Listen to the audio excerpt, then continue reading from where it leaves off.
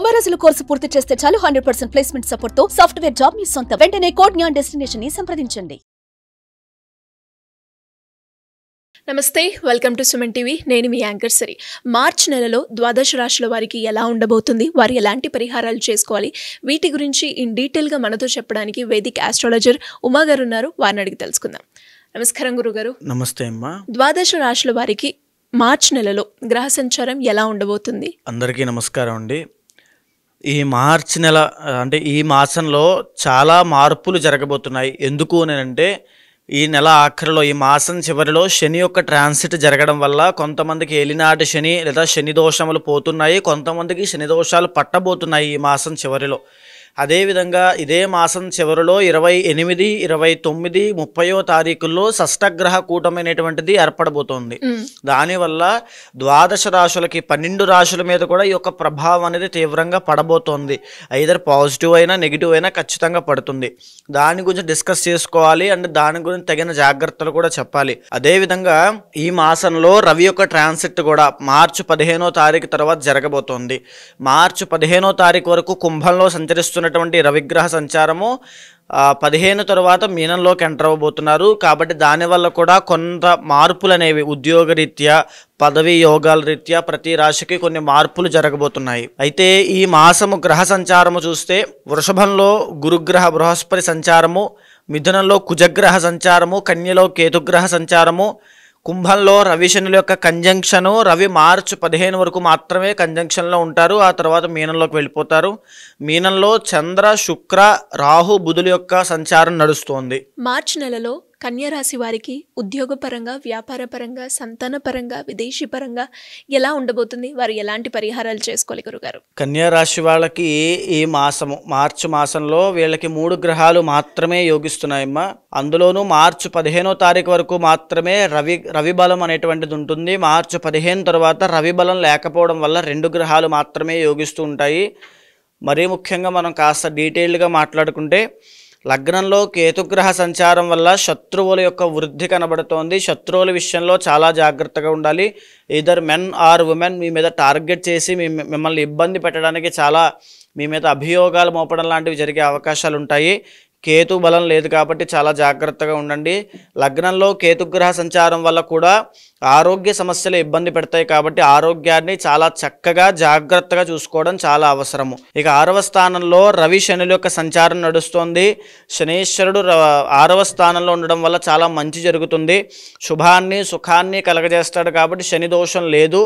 కాస్త ఆ ఉపశమనం అనేటువంటి శని భగవానుడు కలగజేస్తూ ఉంటాడు. కానీ 6వ స్థానంలో ఉన్నటువంటి రవిగ్రహ సంచారము ఈ మార్చి 15 దాకా మీకు ఎలాంటి ఇబ్బంది పెట్టదు. ఈ శత్రువుల యొక్క ఇబ్బందుల నుంచి ఈ రవిగ్రహ సంచారం మార్చి 15 దాకా మిమ్మల్ని కాపాడుతూ ఉంటుంది.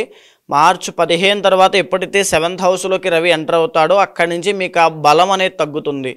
మీ యొక్క బలం తగ్గడము, మీ యొక్క మెంటల్ స్ట్రెంత్ అనేది తగ్గడం లాంటి వాటి వల్ల శత్రువుల వల్ల మీరు చాలా ఇబ్బంది పడతారు. ఆ మనోవిచారం లాంటివి ఎన్నో శత్రువుల వల్ల ఇబ్బంది కనబడతాయి. ఆరోగ్యం విషయంలో కూడా కాస్త నలతగా ఉండడము, ఫీవర్ లాంటివి వచ్చే అవకాశాలు కూడా కనబడుతున్నాయి. రవి బాగా లేదు కాబట్టి ప్రతినిత్యము ఆరోగ్యం పట్ల శ్రద్ధ తీసుకోవడం చాలా అవసరము. 7వ స్థానంలో బుధగ్రహ సంచారం నడుస్తోంది కాబట్టి ఖచ్చితంగా మళ్ళా అనారోగ్య సమస్యలు గోచరిస్తున్నాయి. బాడీ హీట్ విషయంలో చాలా జాగ్రత్తగా చూసుకోండి. ఎవరితోనైనా విరోధం పనికిరాదు, ఎవరితోనూ శత్రుత్వం పెట్టుకోవద్దు. మీరు కూడా కాస్త కోపం తగ్గించుకోండి. ఈ మాసంలో కోపం పెరిగి అనవసరమైన మాటలు మాట్లాడడం వల్ల వాటి వల్ల ఎన్నో ఇబ్బందులు పడే అవకాశాలు ఉంటాయి. చాలా జాగ్రత్త అవసరము. అదేవిధంగా 7వ స్థానంలో శుక్రగ్రహ సంచారం వల్ల కళత్రపీడ అంటే ఏదైతే మీ భార్య లేదా భర్తకి అనారోగ్య సమస్యలు రావడం, వాళ్ళతో మళ్ళీ తగువులు అవ్వడము, వాళ్ళతో వాగ్వివాదానికి దిగడము, వాళ్ళతో ఒక అభిప్రాయ భేదాలు రావడము, మిస్అండర్స్టాండింగ్స్ పెరగడం లాంటివి ఎన్నో జరుగుతాయి. కన్యారాశి వాళ్ళు ఈ మాసంలో కోపం తగ్గించుకోండి. సామరస్యంగా వెళ్ళడానికి ప్రయత్నం చేయండి. ఎవరు ఎన్ని అన్నా కాస్త తగ్గి ఉండడం చాలా మంచిది. 7వ స్థానంలోనే రాహుగ్రహ సంచారం కూడా నడుస్తోంది. వీటి వల్ల నరదృష్టి వల్ల చాలా ఇబ్బంది పడతారు. ఈ మాసంలో మీరు ఎలాంటి శుభకార్యాలకు వెళ్ళినా, ఎలాంటి ఫంక్షన్స్కి వెళ్ళినా, లేకపోతే ఎక్కడికి వెళ్ళినా కాస్త ఎక్స్పోజ్ అవ్వద్దు. ఆ నగలు కానీ ఏది కానీ ఎక్స్పోజ్ అవ్వద్దు. లేకపోతే నరదృష్టి ప్రాబ్లం వల్ల ఎన్నో ఇబ్బందులకు గురవుతారు. మహానరదృష్టి ప్రాబ్లం అనేటువంటిది రావడం వల్ల కాస్త ఈ జ్వరాలు కానీ లేకపోతే మైగ్రేన్ కానీ హెడేక్స్ కానీ రావడము, వాటి వల్ల ఆరోగ్య ఇబ్బందులు రావడము ఎన్నో 15వ తారీఖు తర్వాత నుంచి జరిగే అవకాశం ఉంటుంది. వెరీ కేర్ఫుల్గా ఉండండి, చాలా జాగ్రత్తగా ఉండండి. భాగ్యస్థానంలో గురుగ్రహ సంచారం వల్ల మంచి గృహ లాభాలు, ద్రవ్య లాభాలు శుభం కలిగే అవకాశం ఉంటుంది. ఏదైనా కావాలి కొనుక్కోవాలి అనుకున్నప్పుడు చిన్న చిన్న వస్తువులన్నీ కొనుగోలు చేసుకోవడము, లేకపోతే ఎవరైనా గృహ నిర్మాణాలు చేసుకుంటూ ఉంటే వాళ్ళకి ఆ పనులన్నీ ఫాస్ట్గా అవ్వడం లాంటివి ఎన్నో జరిగే అవకాశం ఉంటుంది. ఇక దశమ స్థానంలో కుజగ్రహ సంచారం వల్ల అధిక శ్రమ, విపరీతమైన కష్టాన్ని అనుభవిస్తూ ఉంటారు.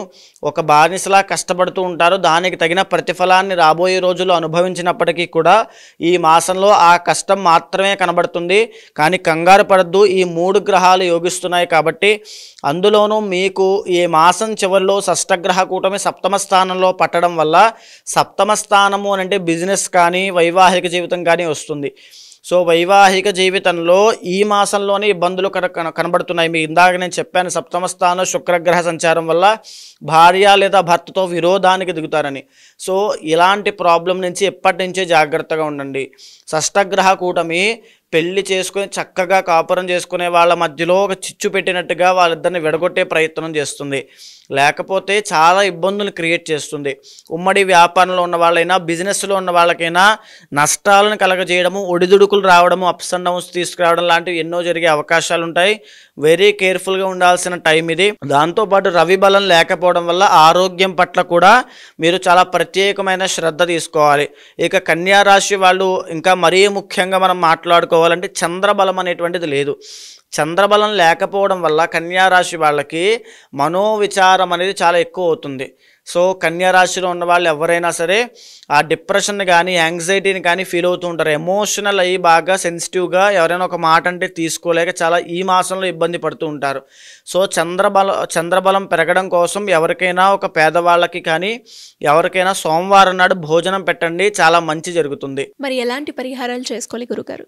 ఈ కన్యా రాశి వాళ్ళకి ఆరోగ్యపరమైన ఇబ్బందులు కనబడుతున్నాయి కాబట్టి సోమవారం నాడు శివానుగ్రహం కోసము ఆరోగ్య ఇబ్బందులు రాకుండా, భార్యాభర్తల మధ్యలో కానీ వ్యాపారంలో కానీ నష్టాలు రాకుండా పంచామృతాలతో శివుడికి అభిషేకం చేస్తే ఈ మాసంలో అద్భుతమైన ఫలితాలు ఉంటాయి. షష్టగ్రహ కూటమి నుంచి బయటపడి అద్భుతంగా ఉపశమనాన్ని పొందుతారు. జాతకరీత్యా ఎవరికైనా ఎలాంటి సమస్యలు ఎదుర్కొన్నప్పటికీ దానికి తగ్గట్టుగా పరిష్కారాలు చేసుకోవాలి అంటే ఏ విధంగా మిమ్మల్ని అప్రోచ్ అయ్యే ఛాన్స్ ఉందంటారు గురుగారు? తప్పకుండా అమ్మా. ఏదైతే మనం మాస ఫలితములు, వార ఫలితములు, తర్వాత సంవత్సర ఫలితములను మాట్లాడుకుంటున్నామో అది గోచార ఫలితంగా మన మీద 30 నుంచి 45% మాత్రమే ప్రభావితం చూపిస్తుంది. మిగతా పర్సెంట్ అంతా కూడా ఇంటర్నల్ జాతకం మీద ఆధారపడి ఉంటుంది కాబట్టి కంగారు పడాల్సిన పని లేదు. కొన్ని రాశుల వారికి యోగాలు బాగాలేని డిసప్పాయింట్ అవ్వాల్సిన పని లేదు. కొన్ని రాశుల వాళ్ళకి రాజయోగం ఉంది కదా అని చెప్పి ఏ పని చేయకుండా ఖాళీగా కూర్చోవాల్సిన అవసరమూ లేదు. ఇంటర్నల్ జాతకం మీద వాళ్ళ యొక్క నిత్య యోగాలు, ఆ యొక్క దోషాల మీద కూడా ఆధారపడి ఉంటుంది.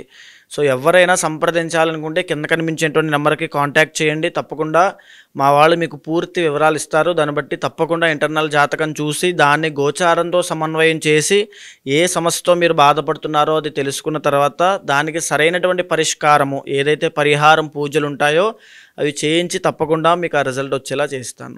ధన్యవాదాలు గురుగారు. నమస్తే అమ్మా. సుమన్ టీవీలో మీ పర్సనల్ అండ్ బిజినెస్ ప్రమోషన్స్ కోసం కింది నెంబర్కి కాంటాక్ట్ చేయండి.